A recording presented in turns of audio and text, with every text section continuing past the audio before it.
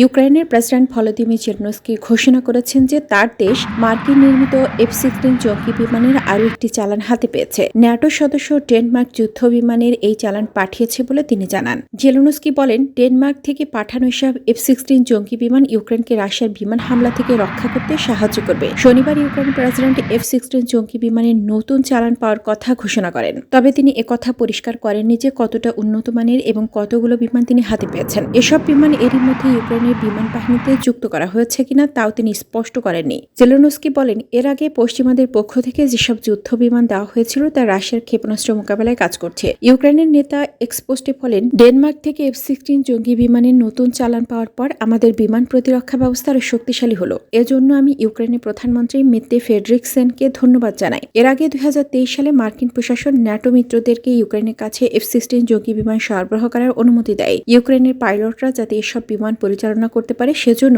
পশ্চিমা কয়েকটি দেশ তাদেরকে প্রশিক্ষণ দিয়েছে। পশ্চিমা দেশগুলো ইউক্রেনকে 80টি যুদ্ধ বিমান দেবে বলে কথা রয়েছে। এর মধ্যে শুধু ডেনমার্ক একাই 19টি F-16 জঙ্গি বিমান দেওয়ার প্রতিশ্রুতি দিয়েছে।